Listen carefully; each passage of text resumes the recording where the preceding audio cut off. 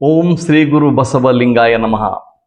ಇವತ್ತು ನಿಮ್ಮ ಬುದ್ಧಿಮತ್ತೆಗೆ, ನಿಮ್ಮ ಆಲೋಚನೆಗಳಿಗೆ, ನಿಮ್ಮ ಚಿಂತನೆಗಳಿಗೆ ಒಂಚೂರು ಪೆಟ್ಟನ್ನು ಕೊಡಲಿಕ್ಕೆ ನಾನು ಬಯಸ್ತೇನೆ. ಯಾಕೆಂದರೆ ನಿಮ್ಮ ಬುದ್ಧಿಮತ್ತೆ ಚುರುಕಾಗಲಿ, ನೀವು ಆಲೋಚನಾಪರರಾಗಿ, ವಿಚಾರವಂತರಾಗಿ, ವೈಜ್ಞಾನಿಕ ಮನೋಭಾವನ ಹೊಂದಲಿ ಅನ್ನೋ ಕಾರಣಕ್ಕಾಗಿ ಕೆಲವು ಮಾತುಗಳನ್ನು ನಾನಿಲ್ಲಿ ಹೇಳಲಿಕ್ಕೆ ಬಯಸ್ತೇನೆ. ಆದರೆ ಅಪ್ಪಿತಪ್ಪಿಯೂ ನಿಮ್ಮ ಯಾರ ಮೇಲೆ ನನಗೆ ಕೋಪವಾಗಲಿ, ಸಿಟ್ಟಾಗಲಿ ಇಲ್ಲವೇ ಇಲ್ಲ. ನೀವು ಬದಲಾಗುವಾಗ ಕಾಲಕ್ಕೆ ತಕ್ಕಂತೆ ನೀವು ಕೂಡ ಅಪ್ಡೇಟ್ ಆಗಲಿ ಅನ್ನುವ ಆಲೋಚನೆ ಇದೆ ಹೊರತಾಗಿ ನಿಮ್ಮ ಮೇಲೆ ಪ್ರೆಸಿಡ್ಯೂಸ್ ಆದಂಥ ಯಾವ ದುರ್ಬುದ್ಧಿಯೂ ಕೂಡ ನನ್ನಲ್ಲಿ ಇಲ್ಲ. ನೀವು ಬಸವಾದಿ ಶರಣರ ವಿಚಾರಗಳನ್ನು ಅರ್ಥ ಮಾಡಿಕೊಂಡ್ರೆ ಖಂಡಿತವಾಗಿಯೂ ನೀವು ಅದ್ಭುತವಾದಂಥ ವ್ಯಕ್ತಿಗಳನ್ನು, ಅದ್ಭುತವಾದ ವ್ಯಕ್ತಿತ್ವವನ್ನು ನೀವು ಕಟ್ಟಿಕೊಳ್ಳಲಿಕ್ಕೆ ಸಾಧ್ಯ ಅಂತನ್ನುವ ನಂಬಿಕೆ ನನಗೆ ಇದ್ದೇ ಇದೆ. ಆ ಕಾರಣಕ್ಕಾಗಿ ಬಸವಾದಿ ಶರಣರ ಕೆಲವು ವಿಚಾರಗಳನ್ನು ನಿಮ್ಮ ಮುಂದೆ ಮಂಡಿಸಲು ಬಯಸಿದ್ದೇನೆ. ಇವತ್ತು ನೀವೆಲ್ಲ ಬಲ್ಲಂತೆ ನಾಡಿನ ತುಂಬೆಲ್ಲ ವರಮಹಾಲಕ್ಷ್ಮಿಯ ಹಬ್ಬವನ್ನು ಆಚರಣೆ ಮಾಡ್ತಾ ಇದ್ದೇವೆ.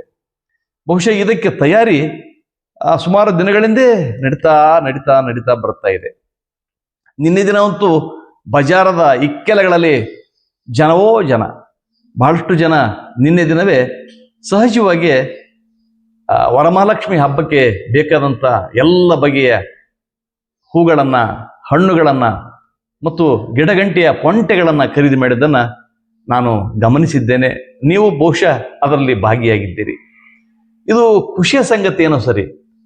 ಆದರೆ ಈ ವರಮಹಾಲಕ್ಷ್ಮಿಯ ವಿಚಾರಕ್ಕೆ ಬಂದಾಗ, ಈ ವರಮಹಾಲಕ್ಷ್ಮಿಯ ಪೂಜೆ ತೀರಾ ಇತ್ತೀಚೆಗೆ ನಮ್ಮ ನಾಡಿಗೆ ಬಂತು.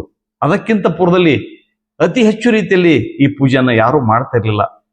ಸುಷ್ಮಾ ಸ್ವರಾಜ್ ಯಾವತ್ತು ಈ ರಾಜ್ಯಕ್ಕೆ ಬಂದ್ಲೋ ಅವತ್ತಿನಿಂದ ಈ ವರಮಹಾಲಕ್ಷ್ಮಿಯ ಪೂಜೆ ನಮ್ಮಲ್ಲಿ ಅತಿಯಾಗಿ ಆರಂಭ ಆಯಿತು. ಅದಕ್ಕಿಂತ ಪೂರ್ವದಲ್ಲಿ ವರಮಹಾಲಕ್ಷ್ಮಿಯ ಪೂಜೆನ ಅಷ್ಟಾಗಿ ನಮ್ಮ ತಾಯಂದಿರು ಯಾರು ಅಷ್ಟು ಮಾಡ್ತಾ ಇದ್ದಿಲ್ಲ.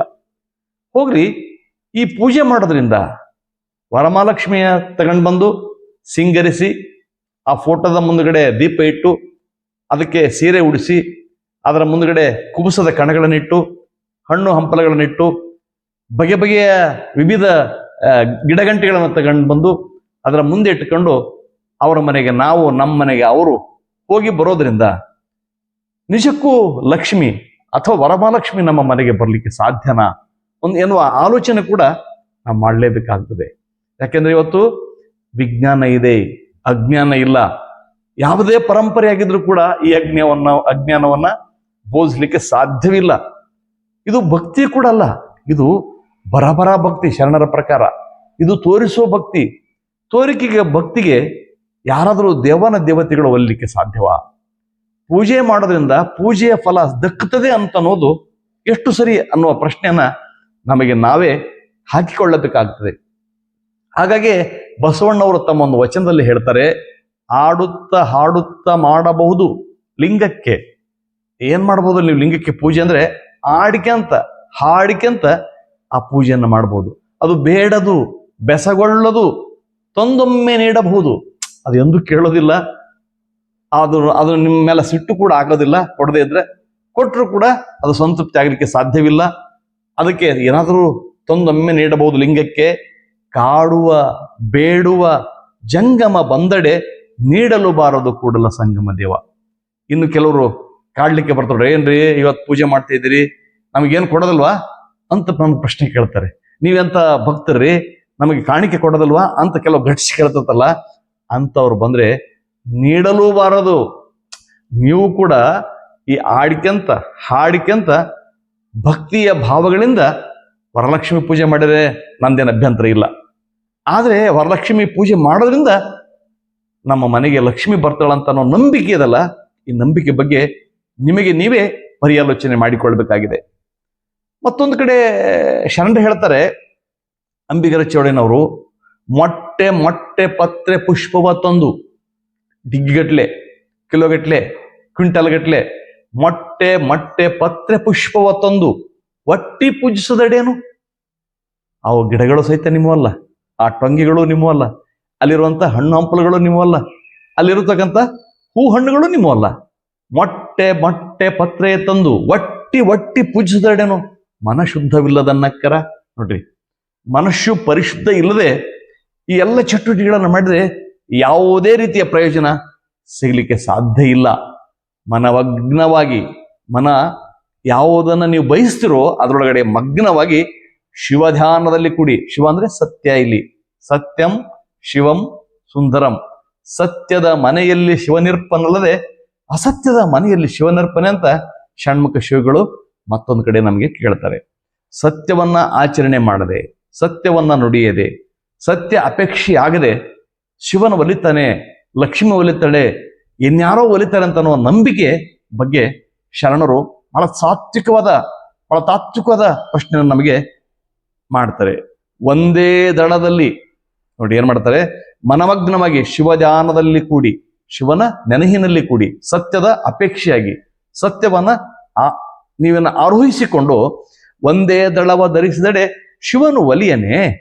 ಸಾಕು. ನೀವು ಸತ್ಯಾಪೇಕ್ಷೆಯಾಗಿ ಸತ್ಯವನ್ನ ಮೇಟಿಯಾಗಿಟ್ಟುಕೊಂಡು ಬದುಕೋದಾಗಿದ್ರೆ ಖಂಡಿತ ಆ ಶಿವ ನಿಮಗೆ ಒಲಿತಾನೆ ಅಂತನೋ ಮಾತನ್ನ ಅತ್ಯಂತ ಸ್ಪಷ್ಟವಾಗಿ ಅವರು ಹೇಳ್ತಾರೆ. ನೋಡಿ, ನಿಷ್ಠೆ ಇರ್ತಕ್ಕಂಥ ವ್ಯಕ್ತಿಗೆ ನಿತ್ಯ ನೇಮದ ಹಂಗೇಕೆ? ಈ ವರಮಹಾಲಕ್ಷ್ಮಿಯ ಪೂಜೆಯ ಸಂದರ್ಭದಲ್ಲಿ ನಾವು ಹಲವಾರು ನಿಷ್ಠೆಗಳನ್ನು ಕೂಡ ನಿಯಮಗಳನ್ನು ಕೂಡ ಪರಿಪಾಲನೆ ಮಾಡ್ತಾರೆ ನಮ್ಮ ಮಹಿಳೆಯರು. ನಾವು ಈ ನಿಷ್ಠೆ ಮಾಡ್ತಕ್ಕಂಥ ನೇಮ ಮಾಡ್ತಕ್ಕಂಥ ಮಹಿಳೆಯರಿಗೆ ಒಂದು ಪ್ರಶ್ನೆಯನ್ನ ಅಕ್ಕ ಮಹಾದೇವಿ ತಾಯಿ ಕೇಳ್ತಾಳೆ. ನಿಷ್ಠೆಯುಳ್ಳಾತಂಗೆ ನಿತ್ಯ ನೇಮದ ಹಂಗೆ ಕಯ್ಯ. ಆತನಿಗೆ ನೇಮದ ಹಂಗುಗಳು ಬೇಕಾಗಿಲ್ಲ. ಆತನ ನಿಷ್ಠೆ ಅದಲ್ಲ, ಅದೇ ಬಹಳ ಪರಮ ಸತ್ಯವಾದ್ದು. ಅರಿವುಳ್ಳವಂಗೆ ಅಗ್ಗವಣಿಯ ಅಂಗೇಕೆ.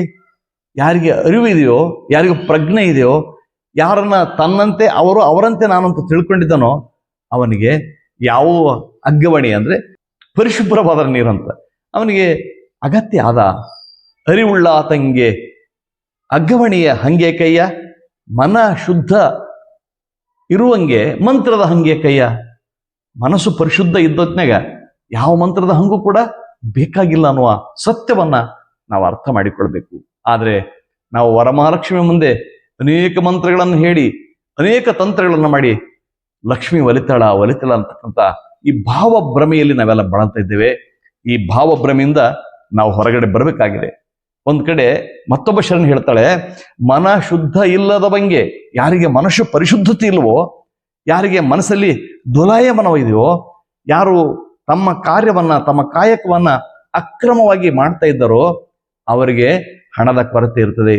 ಮನ ಶುದ್ಧ ಇಲ್ಲದವಂಗೆ ದ್ರವ್ಯದ ಬಡತನವಲ್ಲದೆ ಚಿತ್ತ ಶುದ್ಧದಲ್ಲಿ ಕಾಯಕ ಮಾಡುವ ಸದ್ಭಕ್ತಂಗೆ ಎತ್ತ ನೋಡಿದಡತ್ತ ಲಕ್ಷ್ಮಿ ತಾನಾಗಿಪ್ಪಳು. ಮನಸ್ಸು ಪರಿಶುದ್ಧತೆ ಇಟ್ಕೊಂಡು ಕೆಲಸ ಮಾಡಕ ತೊಡಗಬೇಕು, ಕಾಯಕದಲ್ಲಿ ತೊಡಗಬೇಕು. ಆಗ ಲಕ್ಷ್ಮಿ ಎಲ್ಲಾ ಕಡೆ ಇರ್ತಾಳೆ. ಮಾರಯ್ಯ ಪ್ರಿಯ ಅಮರೇಶ್ವರ ಲಿಂಗದ ಸೇವೆಯುಳ್ಳನ್ನಕ್ಕರ. ಆ ಲಿಂಗದ ಸೇವೆಯಲ್ಲೇ ಇರುತ್ತಂಥ, ಅಂದ್ರೆ ಜಂಗಮ ಸೇವೆಯಲ್ಲಿ ಇರತಕ್ಕಂಥ ಸಮಾಜಮುಖಿಯ ಚಿಂತನೆಯಾಗಿರ್ತಕ್ಕಂಥ ವ್ಯಕ್ತಿಗೆ ಮತ್ತು ದುಡಿತವೇ ದುಡ್ಡಿನ ತಾಯಿ ಅಂತ ತಿಳ್ಕೊಂಡ ಮನುಷ್ಯನಿಗೆ, ಕಾಯಕವೇ ಕೈಲಾಸ ಅಂತ ಅರ್ಥ ಮಾಡಿಕೊಂಡ ವ್ಯಕ್ತಿಗಳಿಗೆ ಯಾವ ಪೂಜೆಗಳು ಅಗತ್ಯ ಇಲ್ಲ. ಆತ ಯಾವುದೋ ಪೂಜೆ ಮಾಡೋ ಮೂಲಕ ಯಾರನ್ನೋ ಆವಹಿಸಿಕೊಂಡು ತನ್ನ ಮನೆಗೆ ಕರೆಸಿಕೊಂಡು ತಾನು ಶ್ರೀಮಂತನಾಗ್ತೀವಿ ಅಂತಕ್ಕಂಥದ್ದು ಇದೊಂದು ಭಾವಭ್ರಮೆ, ಇದೊಂದು ಮರೀಚಿಕೆ. ಈ ಮರೀಚಿಕೆ ಬೆನ್ನು ಬಿಂದಿದ್ದೇವೆ ನಾವು. ಈ ಮರೀಚಿಕೆಯಿಂದ ನಾವು ಹೊರಗಡೆ ಬರಬೇಕು, ಸತ್ಯವನ್ನ ಅರ್ಥ ಮಾಡಿಕೊಳ್ಬೇಕು, ಸತ್ಯವನ್ನ ಜನಗಳಿಗೆ ತಲುಪಿಸಬೇಕು, ಮುಟ್ಟಿಸಬೇಕು, ಅವರಲ್ಲಿ ಪ್ರಜ್ಞೆಯ ಜ್ಯೋತಿ ಹೊತ್ತಿಸಬೇಕು ಅನ್ನುವ ಏಕಮೇವ ಉದ್ದೇಶದಿಂದ ಈ ಮಾತುಗಳನ್ನು ಆಡಿದ್ದೇನೆ ವಿನಃ ಯಾರನ್ನೋ ಚುಚ್ಚಬೇಕು, ಇನ್ನಾರನ್ನೋ ನೋಯಿಸಬೇಕು, ಇನ್ನಾರನ್ನೋ ದುಗುಡಕ್ಕೆ ದೂಡ್ಬೇಕನ್ನೋ ಯಾವ ಹಿರಿಯದಿಯೂ ಕೂಡ ನನ್ನಲ್ಲಿ ಇಲ್ಲ ಅಂತ ಹೇಳ್ತಾ, ಇದುವರೆಗೆ ನನ್ನೊಂದಿಗೆ ಬಂದ ನಿಮ್ಮೆಲ್ಲರಿಗೂ ಗೌರವದ ಪ್ರೀತಿಯ ಶರಣಾರ್ಥಿಗಳು. ನಿಮ್ಮ ವಿಶ್ವಾರಾಧ್ಯ ಸತ್ಯಂಪೇಟೆ.